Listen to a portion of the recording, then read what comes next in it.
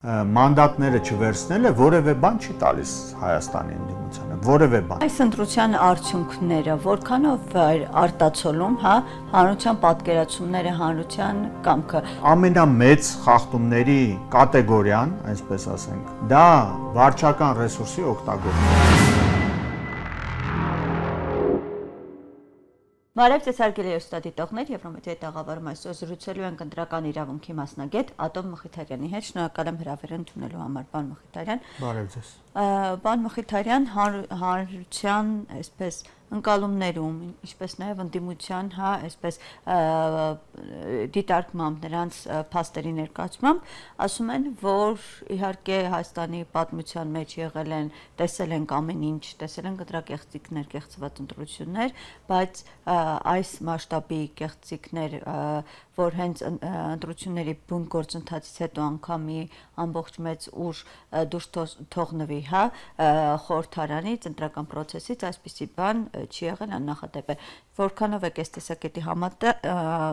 տեսակետի կիսում եւ այսպիսի պատկեր է ստեղծվել, որ ընդդիմությունը իշխանություններին մեղադրում է վարչական ահռելի ռեսուրսի կիրառման մեջ, իսկ իշխանություններն էլ ընդդիմությանը ասում են, որ աննախադեպ ընտրական կաշառքներ են բաժանել։ Այո, իսկապես, ես 15 տարից ավելի ընտրական իրավունքի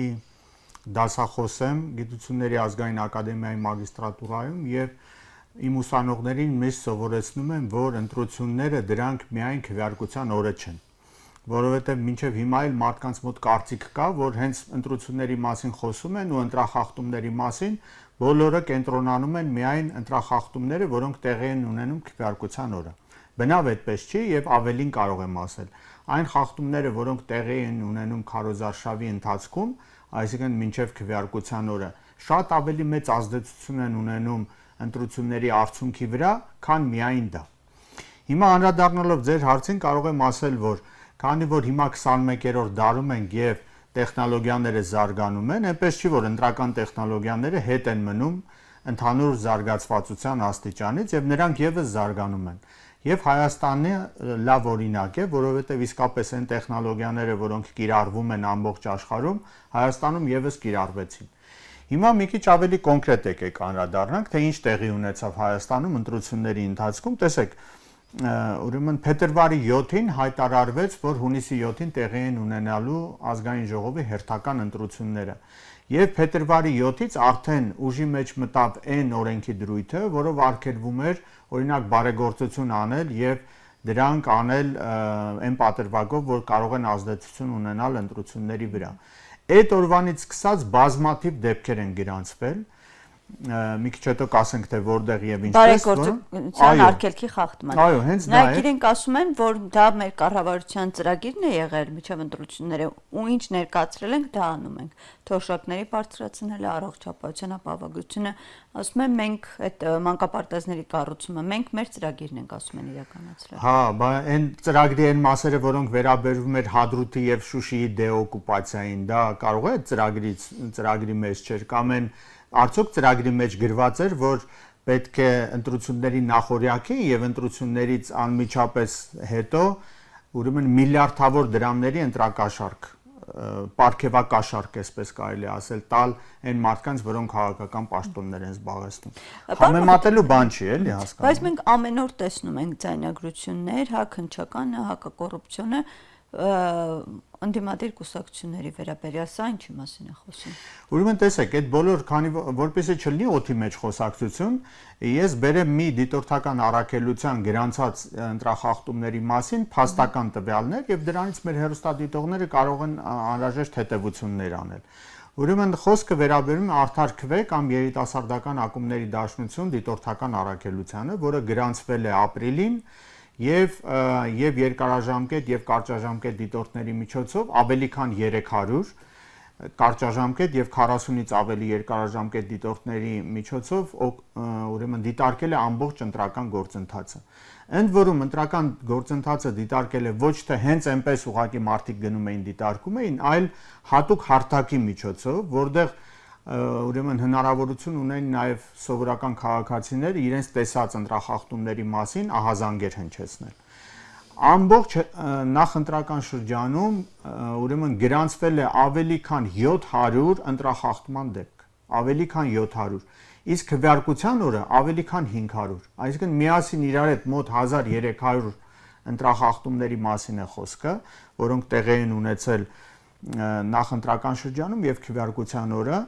եւ այդ ամբողջը արձանագրված է եւ հիմա էլ կարող է արդար.քվե.հայ կայքի միջոցով ցանկացած մեկը կարող է մտնել, նայել եւ նույնիսկ կարող է գտնել այն խախտումները, որոնք իրենք էին, այդ մարդիկ էին։ Ինչ տեսակի հիմնականում խախտումները մի քանի տեսակ էին։ Ամենամեծ խախտումների կատեգորիան, այսպես ասենք, խումբը դա վարչական ռեսուրսի օգտագործումն է։ Ամենաշատը, եթե չեմ սխալվում, 30%-ից ավելին է այդ ամբողջ ընտրախախտումների մեջ եւ դրանք փաստագրված տվյալներ են, կան տեսանյութեր, կան ուրեմն ֆոտոներ, լուսանկարներ, կան մարդկանց արձանագրություններ, որոնք արձանագրվել են տարբեր տեղեր։ Վարչական ռեսուրսի օգտագործումը, շատերը մտածում են վարչական ռեսուրսի չարաշահում, ոչ, չարաշահումը ավելի խիստ իհարկե խախտում է, բայց վարչական ռեսուրսի օգտագործումը արդեն բավական է, որպեսզի գրանցվի որպես ընտրախախտում։ Երկրորդ տեղում դրանք ուրեմն hate speech-ն է, հայերեն ասած ատելության խոսքը, որը տարածվում էր հիմնականում այն մարդկանց կողմից, որոնք իշխանության որոշակի լծակների են տիրապետում եւ քաղաքացիական պայմանագրի առաջի համարի կողմից։ Աննախադեպ չափերի, աննախադեպ, որը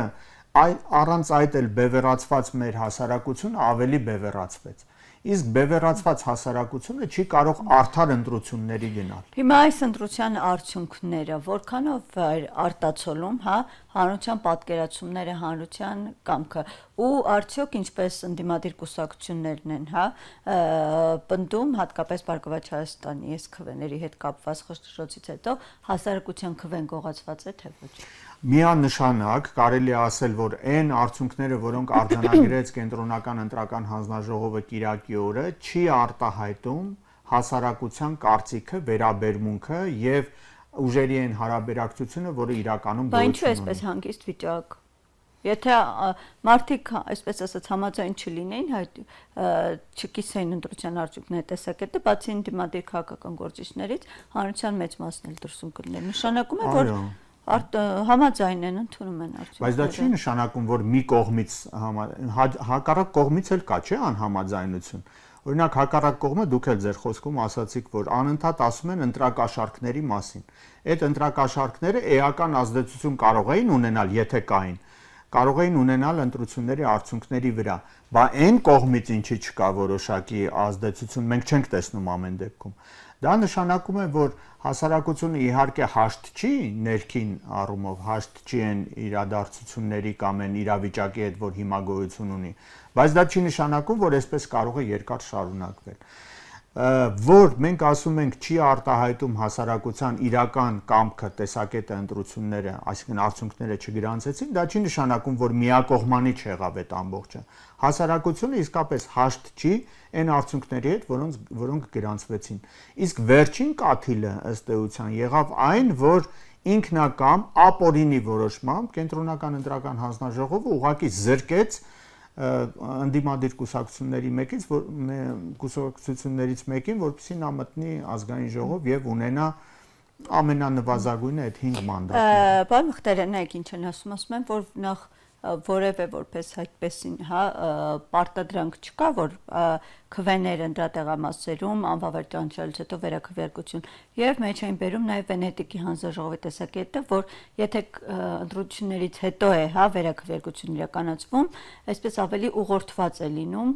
եւ այդ պատկերը ընդհանուր կարող էր ամբողջովին փոխել մինչ այս արձանագրված, այսինքն ավելի մարդիկ արդեն ընդհանուր պատկեր ընտրությունների ելք իմանալով ուղղորդված քվեարկություն էին իրականացնում։ Հա, ուղղորդված, բայց որ կողմը է, այսպես ասում են տակտիկական անհասկանալի։ Ես այդ մարդկանց հետեւյալ պատասխանը գտամ։ Դուք գնացեք բացեք ընտրական օրենսգրքի համապատասխան հոդվածը, որտեղ գրված է, որ չեղյալ հայտարարելու դեպքում, անվավեր ճանաչելու դեպքում պետք է վերաքվեարկություն անել։ Ինչի համար է այդ վերաքվեարկության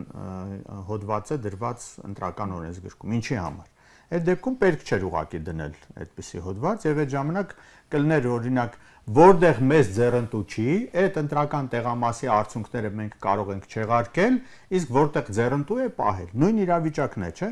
Ով է ասել, ասենք 3 հատում չեղարկելը լրիվ բավարար է, որպեսզի ուրեմն Բարգավաճ Հայաստանը չանցնի ազգային ժողով, ուրեմն դա բավական է։ Իսկ եթե այդ 3-ը բավարար չլներ, կարելի էր, ասենք 50 ընտրական տեղամասում չեղարկել ընտրությունների արդյունքները եւ դրանով գնալ, ասենք, ազգային ժողով ձևավորել եւ այլն։ Այստեղ շատ տեղ են տալիս, ինձ թվում է, Սահմանադրական դատարանին, որպեսզի նա իրապես հավասարակշիռ որոշում կայացնի։ Ընդդիմադիր ուժերն են դիմում։ Ընդդիմադիր ուժերն են դիմում։ Նայեք, այստեղից մի այսպիսի իրավիճակ է ստեղծվում, որ մի կողմից ասում են, որ չենք վստահում իշխանությունների իրավապահ համակարգը ամբողջովին կախյալ է, բայց մի կողմից դիմում են Սահմանադրական դատարան, ու նշանակում է, որ եթե դիմում են, հա, այդ դատարանին, պետք է նաև հաշտ լինեն ու ընդունեն արդյունքները դրա։ Գիտեք, եթե չդիմեն, այդ այլընտրանքը չկա, էլի, պետք է ինձ թվում է ամեն դեպքում գնալ, որովհետև մենք չենք ուզում այս փուլում։ Բայց ինչ է տալու գնալը։ Հասկանում եք, Հայաստանը դառնա իսկապես այն ամենավերջին երկրները ժողովրդավարության առումով ամենավերջին երկրներից մեկը։ Ամեն դեպքում պետք է բոլոր ինստանցիաներով ինձ թվում է գնա եւ ընդդիմությունը եւ խորհուրդ կտամ նաեւ իշխանությունը, որովհետեւ նրանք անդադ խորհուրդ բան են, չէ, խոսում են ընտրակաշարքների մասին,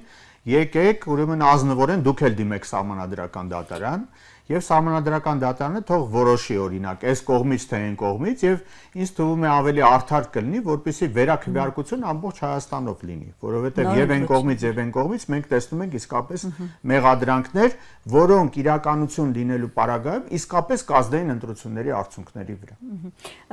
Պարոն Մխիթարյան, հիմա ամենաընտրական process-ից հետո պարզ դարձավ, որ 4 ուժը, ընդդիմադիր ուժը չի անցնելու։ ԿՊ-ն փաստորեն այս պահին ունի մեծամասնություն 3-5։ Միայն Սահմանադրություն չի կարող ընդունել, մնացած բոլոր այսպես լիազորություններով օժտված է։ Այս դեպքում ընդդիմությունը ինչ ռեսուրսներ ունի, վերցնում է գնում է խորհրդարան մանդատները վերցնում է գնում է խորհրդարան, ինչ պետք է անի, ինչ ռեսուրսներ ունի։ Այսպեսի խոսք կա, հա, ասում են հանրությունը ձեզ քվե տվել, որ գնաք Փաշինյանի մոտ ընդդիմություն աշխատեք, այդպես է ստացվելու թե ոչ։ Ցավոք սրտի, այո, ժողովրդի մոտ երկու կարծիքներ կա եւ երկուսն էլ կարելի ասել որոշ շրջանակներում տիրապետող են։ Մի մասը, որը ընդհանրապես հույս չի կապում Հայաստանում դեմոկրատական գործընթացների հետ, ասում է, որ պետք չի այդ խորհրդարանը լեգիտիմացնել եւ ընդդիմադիր падգամավորներ, որպեսզի հայտնվեն ազգային ժողովում։ Մյուս մասն էլ ասում է, որ ընդհակառակը պետք է մեր կարծիքը, մեր ձայնը խորհրդարանում լսելի լինի, որովհետև դու չգիտես հաջորդ պահին ինչ կարող է լինել եւ անպայման այնտեղ այդ մարդկանց ձայնը լսելի դարձնելը, թեկուս աղավաղված ձայնը լսելի դարձնելը շատ կարեւոր է հենց այդ մարդկանց տեսակետը բայց այդ մեծամասնության մեջ էլ ինչ լսելի ձայնի մասին է խոսքը։ Ցավոք սրտի, այո, ցավոք սրտի այն նկարչությունը, որը արեց կենտրոնական ընտրական հանձնաժողովը մի հոգու թելադրանքով, այդ նկարչության արդյունքում ըստ էության լծակներ ընդդիմության ձեռքին չկան ինչ որ բաներ փոխելու ազգային ժողովում եւ մեծ հաշվով շատ չի տարբերվելու, եթե այսպես գնա ազգային ժողովը, այսօր գործող ազգային ժողովից, 8-րդ գումարման ազգային ժողովից, բայց մյուս կողմն էլ է իսկապես արդար, որ կարելի է ներկայացված լինել ամեն դեպքում ինչ որ մի ձևով։ Չվերցնելը ինչ է տալու։ Նայեք, օրենքը չի կարգավորում, հա, Սահմանադրությունը որպես այդպեսին չի ասում, թե մանդատը չվերցնելու դեպքում, եթե խորհրդարանում ընդդիմություն չլինի, ինչ որ կարգավորումներ չի տալիս, բայց տեսակետ կա, որ սա քաղաքական առումով լեգիտիմության խնդիր է ստեղծելու Նիկոլ Փաշինյանի համար, ու նա այսպես շատ է, հա, իր համար մշտապես առաջնային է իր իշխանության կրեդոն, այսպես ասած, ժողովրդավարություն ու լեգիտիմություն։ Եթե փաստացի խորհրդարանում ընդդիմություն չլինի, այդ առումով խնդիրներ են ստեղծվելու։ Ցավոք սրտի այստեղ երկու հարթություն կա, քաղաքական հարթությունը եւ իրավական հարթությունը։ Ես որպես իրավաբան եւ ընտրական իրավունքի մասնագետ կարող եմ կոնկրետ օրինակ բերել։ 2024 թվականի աշնանը Վրաստանում տեղի ունեցան խորհրդարանական ընտրություններ։ Ուրեմն ընդդիմությունը Վրաստանի խորհրդարանը ունի 150 падգամավորական մանդատ։ Ուրեմն նրանցից 49-ը արդյունքում, ես չգիտեմ հիմա ինչքան ճշգրիտ, բայց արդյունքում 49 մանդատ ձեռք բերեց ընդդիմությունը։ Ընդդիմությունը ուներ մեծ աջակցություն եվրոպական երկրներից։ նրանց ցույցերը երկար ժամանակ տեղի են ունենում Թբիլիսիի փողոցներում, մյուս քաղաքներում, նույնիսկ դեսպաններ, արևմտյան երկրների դեսպաններ գալիս էին իրենց աջակցությունն էին հայտնում վրացական ընդդիմությանը։ Եվ ընդդիմությունը որոշեց ուղղակի մանդատները չվերցնել։ Այսօր մեր հեռուստադիտողներին ուզում եմ ասել, 150 տեղանոց պարլամենտում Վրաստանի կա 101 падգամավոր, 101, մնացած 49-ը չվերցրեցին մանդատները։ Ինչ եղավ, ուղղակի այդ ալիքը մարեց եւ հիմա կարծես թե բոլորը հաշտեն այդ իրավիճակի հետ։ Իսկ մյուս կողմից ընդդիմությունը վրացական, որը եվրոպամետ ընդդիմություն է, ավելի շատ արևմտամետ, նա ըստ էության հիմա որևէ լծակ չունի, նույնիսկ պարլամենտում ինչ որ ձայն բարձրացնելու, ինչ որ խնդիր առաջ բերելու, նույնիսկ ասենք, չգիտեմ, իմպիչմենտի գործընթաց սկսելու կամ նման մի բան։ Սա նշանակում է, որ իրավական առումով մանդատները չվերցնելը որևէ բան չի տալիս Հայաստանի ընդդիմությանը, որևէ բան։ Քաղաքական իմաստով մի քիչ ուրիշ է։ Ինչքան հնարավոր կլինի փողոց գեներացնել եւ դա պահել տակ, այդպես ասած, այդ լեգիտիմության հարցը Հայաստանի ազգային ժողովի դա հարցական է։ Ինչքան ռեսուրս կունենան մեր եւ արդյոք մեր քաղաքացիները պատրաստ կլինեն երկար ժամանակ, օրինակ տեսեք Վրաստանում պատրաստ չեղան, կես տարից հետո ամենաշատը ուղղակի մարեց այդ ալիքը։ Սա է հարցը։ Ռեսուրսներ այսպես փողոց գեներացնելու այս պահին կան թե չէ։ Կան, ես չեմ կարծում, որ չկան, որովհետև շատ այնպեսի մարդկանց հետ ես շփվում եմ, շատ տրամադրություններ այդպես մարտական են, այսպես ասենք, որովհետև նրանք մտածում են, որ այս իշխանությունները ուղղակի քայլ առ քայլ անելու են այն ծրագիրը, ինչ որ ըստ էության խոստացել են առանց թաքցնելու։ Եվ տարածքների հանձնումը, եւ ադրբեջանցիների բնակեցում Հայաստանում, եւ այսպես ասած խաղաղության քողի տակ ադրբեջանական ղեկավարության Թուրքիայի այդ թվում նաեւ պահանջների կատարումը քայլ առ քայլ եւ վերջին հաշվով Հայաստանը դարձնելու ադրբեջանա-թուրքական այդ ընդհանուր գոտու մի մասը, որը ինքնուրույն որոշումներ ըստ էության կայացնելու հնարավորություն ունի։ Քաղաքական իմաստով սա նաեւ նշանակում է հակառուսական կղզյակ ստեղ ունենալ կամ գոտու մաս դարձնել Հայաստանը, որը իհարկե շատերը ասում են Ռուսաստանը լավագույն բարեկամը չի Հայաստանի, բայց Ռուսաստանի նման թշնամի ունենալը շատ վտանգավոր է։ Ռուսաստանի իշխանությունները դեռ պաշտոնապես չեն շնորհավորել։ Սա ինչ ուղերձ է։ Եվ սա նշանակում է, որ Ռուսաստանը այդքան էլ հաշտ չի, այո, չի։ Նույնիսկ եթե հիմա շնորհավորանք լինի, դա ելի կմնա այդ հետևանքը, այսինքն ռուսական իշխանությունները Հայաստանում տեղի ունեցած ընտրությունների արդյունքները չեն ընդունում այնպես, ինչպես որ չգիտեմ, արևմտյան երկրների տարբեր ղեկավարներ առանց քնելու գիշերը շնորհավորեցին, չգիտես ինչը։ Առաջինը հենց Վրաստանի վարչապետների։ Վրաստանը շատ զարմանալի է, բայց Ղազախստանը, որը երևի նպատակ ունի օրինակ Հայաստանի տարածքը օգտագործել Թուրքիայի հետ իր հարաբերությունները լավացնելու համար, այսպիսի շատ քաղաքական բաներ կան, բայց նաև սա հուշում է, որ Հայաստանում իրադարձությունների զարգացումը կարող է տեղի ունենալ աշխարհակաղակական զարգացումների ֆոնի ներքո։ Այսինքն այնպես չի, որ միայն Հայաստանի կոնկրետ բնակիչների եւ կոնկրետ մարդկանց խմբերի ցանկությունների միջոցով պետք է այս ամբողջը լինի։ Որոշակի ճնշումներ կլինեն նաև Հայաստանի վրա, ոչ հօգուտ Հայաստանի ժողովրդի եւ բարեկեցության, որը կարող է բերել որոշակի փոփոխությունների նաև, չգիտեմ, իշխանական համակարգում։ Պարոն Մխիթարյան, եւ այսպեսի մի հանրային քննարկում կա ու անդադ մեջ են բերում ընդդիմադիրներն էլ ասում են հենց իշխանություններից, ասում են նրանց դեմքի արտահայտությունից, նրանց խոսքերից սա հաղթանակած իշխանության խոսքեր չեն։ Չգիտեմ, եթե հետևել եք նույն ընտրությունների գիշերը ինչպես են լուսանկարներ էին տարածվում։ Դե կա մարդկանց մոտ այդ խոսակցությունը կա, իհարկե ասել, որ դա ինչ որ բան որոշում է ոչ,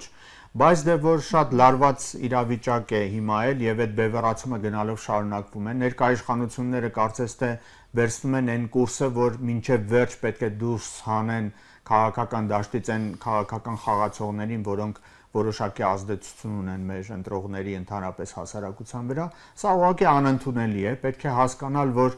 լավ ընտրություններ էին, բայց դա պետք է հաջորդ քայլերը պետք է համերաշխության միջոցով լինի։ Եվ ես շատ գնահատում եմ եւ ընդունում եմ հատկապես ընդդիմության, օրինակ ուժեղ Հայաստանի այն դիրքորոշումը, որ պետք է մոռանալ այդ բևեռացվածությունը եւ գնալ